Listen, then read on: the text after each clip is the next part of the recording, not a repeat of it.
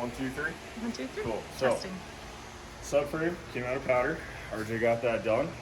Nice. Looks pretty good. We're gonna start getting this bad boy installed. You want me to grab the bolts, or do you want to grab the bolts? I'll grab them, I guess. You know.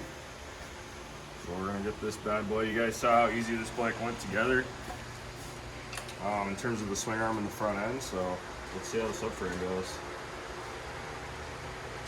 Everybody's been bugging us. They want kits for these bikes because it's basically a modern 2-stroke. Slide it on. It is going to be a little tight with the powder coat. Cool. Yeah, and it's early, so it's Saturday. We're not going to be moving too fast today, but Got you some lights so you can at least yeah, you got some lights. Excited about that. Grab a T-handle and 10 mil. I grabbed 4 bolts.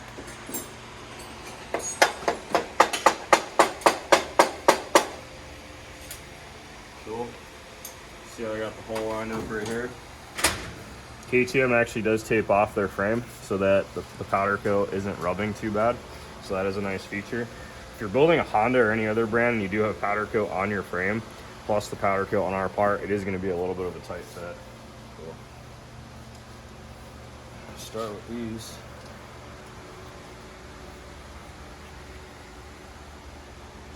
Now I'm going to leave that loose. Get this hammer out of my way. I guess you should tell everyone on video that you usually start with the bottom because a lot of people have been trying to put them on the top first lately. I mean, honestly, if you gotta tug a little bit, these do move a little bit. There's nothing wrong with applying a little bit of pressure, then lining the hole up. They just get tight when you powder coat them. You wanna come over here? Actually, I'll show that right now. So, I got this hole right here started, but you can see the frame, the hole is actually pulled up a little bit, which is kicking this up. You see that bolt? But if you just take your hand, you just pull down a little bit, zoom in right here, get straight on it. See how that is like that? Just go like this. That's no different than even like an OEM subframe. You're gonna have that. I mean, anytime you put a weld here or like here, this tube will move a little bit the second you pull it off the fixture, but if you just move it around a little bit. I like to leave everything loose, so I've got a little bit of play in all of these holes. I'm gonna go to the back of the bike. I'm not gonna use a measuring tape. That would be a little overkill, but I am gonna check for squareness right here, going straight across the bike. And honestly, it's pretty much perfect. You can get that probably on video. So I'm gonna start with the top ones. Get these snugged up. Where Alex goes, you waiting for our breakfast? Yes, he's watching You for our give me a 10 mil, DoorDash. not an 11 mil, RJ? Those are the 10 mil spot. Doubt that. It's early. Doubt that. You'll have Gotta that learn to read. on those jobs. I'm too tired to read today. Have that in medium jobs, right? Okay. I'm just gonna snug everything down for now. Everything's gonna get torqued again after. Cool. So there it is. Subframe's on.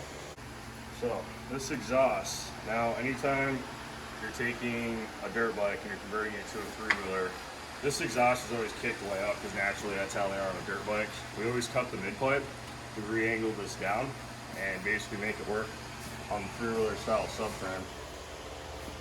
So we already did that. We already got our mounts all lined up. You can see how that's sitting right there. Everything lines right back up, just like that. So I'm gonna get some bolts. I'm gonna bolt that up. Cool. Our plan is to actually just do a couple hours here today. We're gonna head over to the new shop. When I say new shop, it's some property that we purchased. We're gonna be building a larger building that we own. This is just a lease / rental. So honestly just always out of room. Looking to expand. What's up? Looking to expand. Yeah, you guys speak up a little bit when you talk.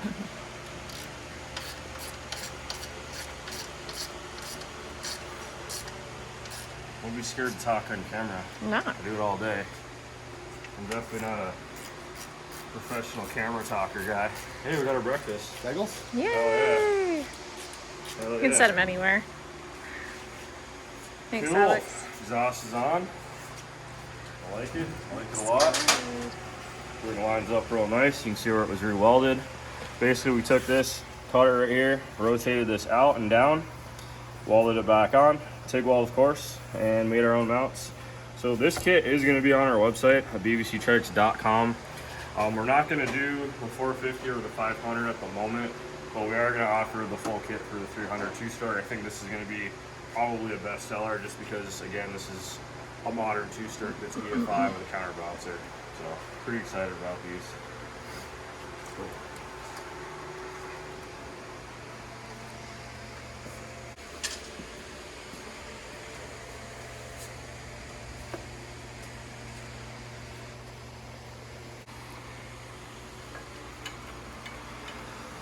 Now KTM likes to move their tip over sensor around all the time, so this originally was ran all the way back here. So I cut the loom, I retaped it, and we now put the tip over sensor right up here, which I think is a better spot than chilling back here. So you want to make sure the writing says up. That's just about how it has to go. You guys can see I got tape on the frame, tape on the swing arm, because chances are when you're putting a subframe on, you're going to drop some bolts, drop your battery box. Things do happen. Don't want to scratch your powder coat. One thing I do see a lot of is nicked powder coat when people build bikes, so gotta prevent that. These are diagnostic plug. That's gonna get zip tied up under the tank. Gonna need some flush cutters too. Just be an electrical drawer.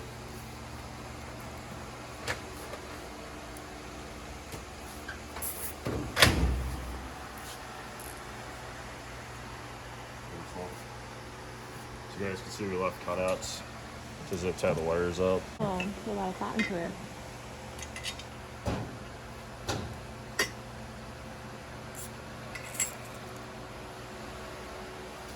So you're probably thinking, how are we going to bolt the CDI box down with the zip tie there? Well, the height of these weld nuts is actually higher than these zip ties, so it's not going to interfere with it. This is going to get zip tied up after. So again, KTM and their wiring, so we put this holder in here to hold these little relays.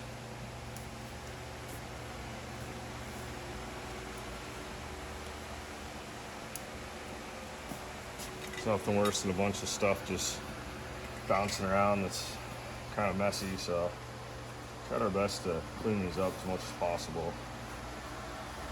So this guy's gonna just get zip tied up. That's a fuse holder. I want to be able to get to that pretty easily. So that's gonna get tucked behind this in this little cutout right here. So we're gonna end up having it zip tied to this right here so you can get to it from the inside.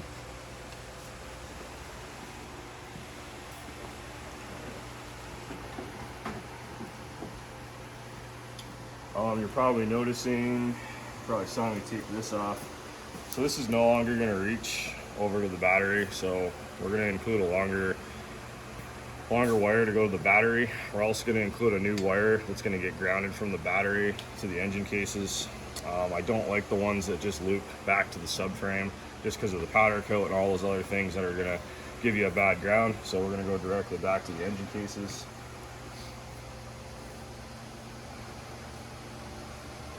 Go ahead and plug in the intake sensor. That's out of the way. Cool.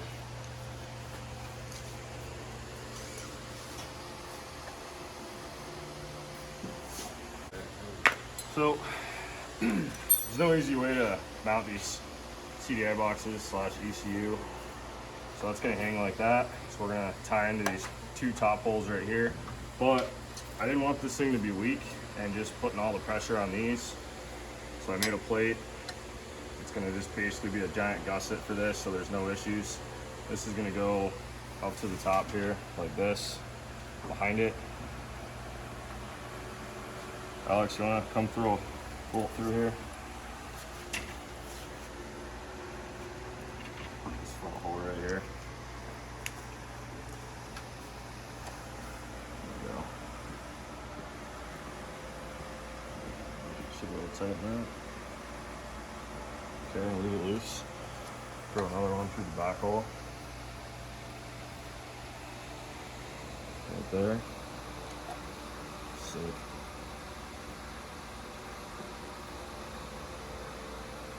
Cool. So this plate is now bolted with the CDI/ECU directly to the frame.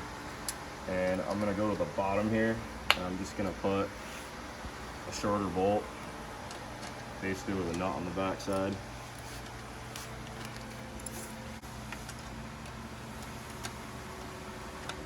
Got nylon nuts, nothing's gonna loosen up.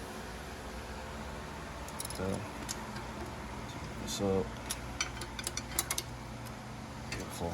This wire,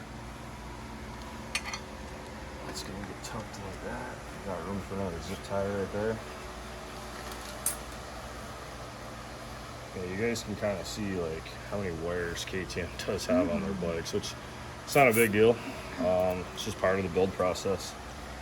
So if you guys want to own a KTM, be ready to do some wiring and moving wiring around, and just being creative with how you mount stuff. That's why we try our best to give you as many of the mounts as possible. So I'm gonna loosen this up. I'm gonna just slide that intake over, and I'll try to get this nut behind here. Okay. This one, let's go tighten that one again.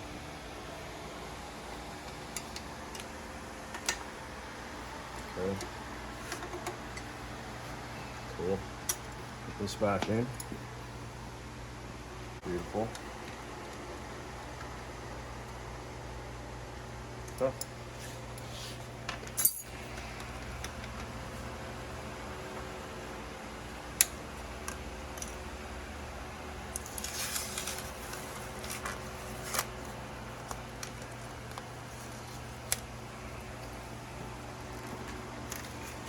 I'm gonna make some wires. I'm not gonna record that, so that's gonna be included with the kit anyway. So I'm just gonna take like 5 minutes and create some wiring and get this battery hooked up. We're gonna start this thing up. All right, guys. So got the wiring installed. I still haven't made those wires. I've just been sipping my coffee, bullshitting as I stand here. Anyway, got the wiring on. So everything's looking pretty good. These are right where I want them. Got the fuse holder zip tied up so you can get to it real easy. You come back over here, I can show the CDI box here. So that's on, ECU is all mounted. Keep calling it a CDI box, it's more of an ECU just because it's EFI. Tip over sensors up here. We've got the wires right in here. Everything's where I want it. So the new wire that's gonna go up to the battery is gonna run through here. It's gonna run up behind these. We're gonna zip tie it here. Probably zip tie it here and run over to the positive. And the negative wire is gonna do the same deal. It's gonna come from here, go back over. It's gonna run all behind here. Come back through. We're gonna go down to one of the case bolts. That's how I like grounding them out. I think it works the best. It eliminates possibly having a grounding issue through the powder coat on the subframe. We don't typically grind the edges off. I do recommend it though if you're having an issue with it fitting on there tight. Definitely just take the powder coat off on the back side. So you can see Alex has the grab bar going on here. We've got some washers on the back side here with our hardware. I changed the hardware out from the one that comes with the grab bar. I just like the heads on these bolts a lot better. It looks more like an OEM bolt. So yeah, he's gonna get that snugged up, and I'm gonna make these wires. We're gonna hook it up and get this thing started up.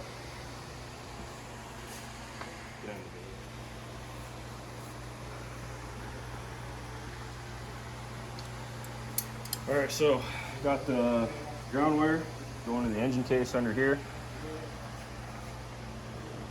Right there, pointing straight up. It's coming through here. Got it ran behind this wire. Got it poking through this opening right here on our bracket. That's going to allow that to go right over to there. So I'm gonna do the positive wire first. Hook that up to the battery. Move that T handle. There it is.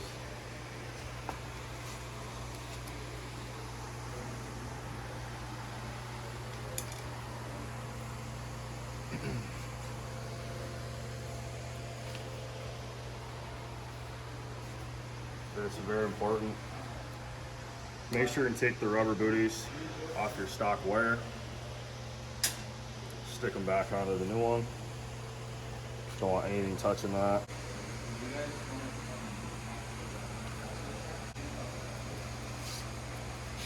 Okay, so we're just hooking up the positive for now on the solenoid. It's okay to bend the wire so it fits the best it can.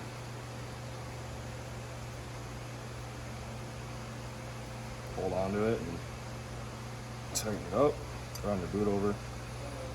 Gotta have that covered, like I was saying.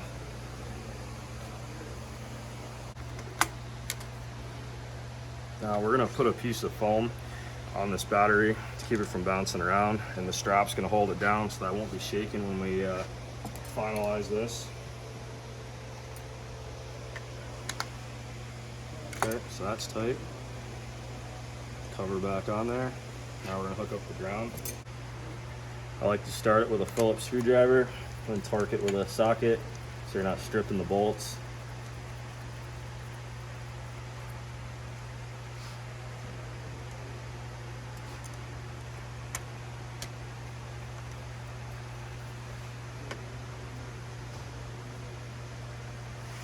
Okay. Cool.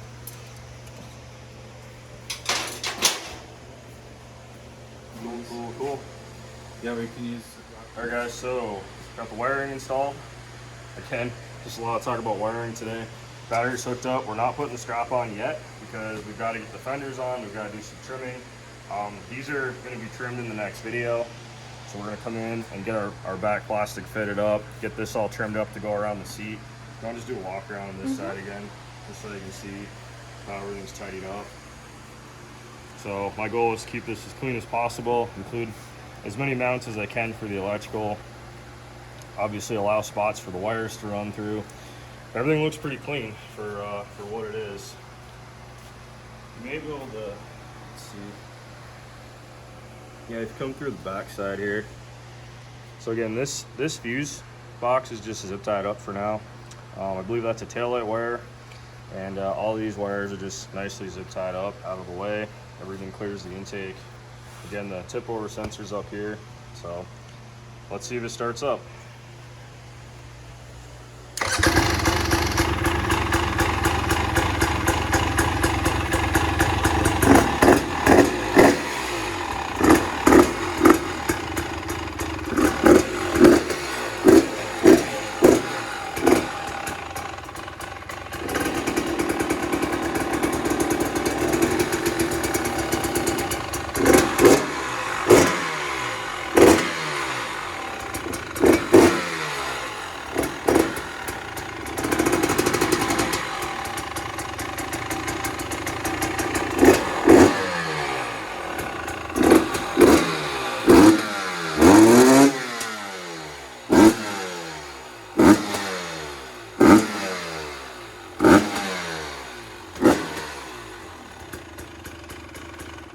Cool. That's pretty much it, guys. Bike runs.